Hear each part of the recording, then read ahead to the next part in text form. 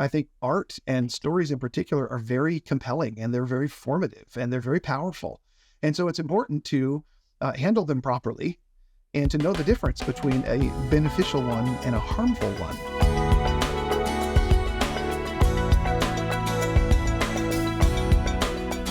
So let's talk about some harmful classics, if you will. What are some, and not that we need names, but how do we determine whether one could be maybe it's a book that's been around for centuries, or for many, many years, but maybe it's just not so good for the soul? Sure.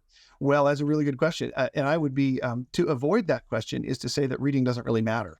It doesn't really have a lot of effect on you. You can read whatever you want. And I don't think that's true. I think art and stories in particular are very compelling, and they're very formative, and they're very powerful. And so it's important to handle them properly and to know the difference between a beneficial one and a harmful one. Yeah. You got to ask yourself some questions there, right? What does it mean to be harmed by a story? And that's where I think the parent has a really important role in serving up literature and stories to their kids. Because you got to decide as a family, what are the things that we will exclude from our family experience altogether?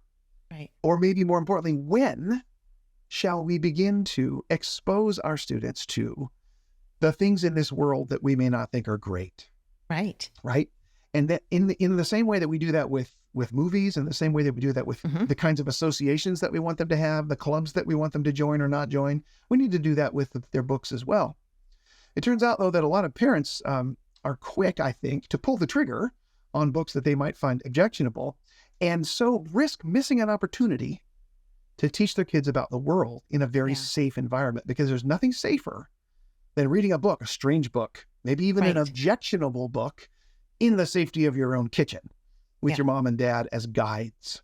So I always argue for drawing the pale in your family as wide as you can comfortably do it, and welcoming in even books from other perspectives that may contain content that you find questionable, so that you can understand it, address it, and interpret it properly. You have a great chance as the leader of your homeschool to interpret everything that comes into the house. And that chance ought not to be wasted. Yeah. And it does open up really great discussions with our kids. It is so hard sometimes because they're already bombarded with so much negativity and so much sin. I mean, like, just this world that we live in, it hurts. It hurts to just walk around. You walk through Walmart or the mall, and you just see these flashing neon signs, of how people have rejected the Lord. And so that is the reality of their life.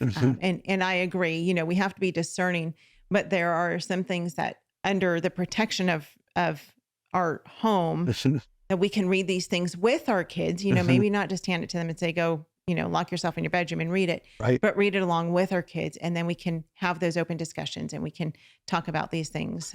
There are some, if we have time, there are a couple of Socratic questions actually that really help in this regard. After you read a story, you can ask, in the world of this story, what is the definition of a good life that's being assumed by all of its characters? What's a good life? I was reading a story by Jack London called To Build a Fire recently. That story about the guy who out in the wilderness of the Yukon freezes to death. And if you ask that question of the story after it's over, you realize in this story, a good life is a long one. And there's no such thing as a good death, because death is the ultimate enemy. And if you examine that story with the perspective of those two questions, what you find is, as compelling as that story might sound, it's actually giving the wrong answers to two of the most fundamental questions of human existence. A good life actually is not a long one. A good life is a life lived in the service of God and neighbor. Right. It's not true that there's no such thing as a good death. My whole worldview depends on that there was a very good death, and that I partake in that very good death. And so the answers to that, and so in other words, the risk of Jack London's story is mitigated by the fact that I'm asking the right questions of it as it comes into my house. Homeschool Insights is sponsored by CTC Math. If you're looking for a great online math program, visit ctcmath.com and try it for free.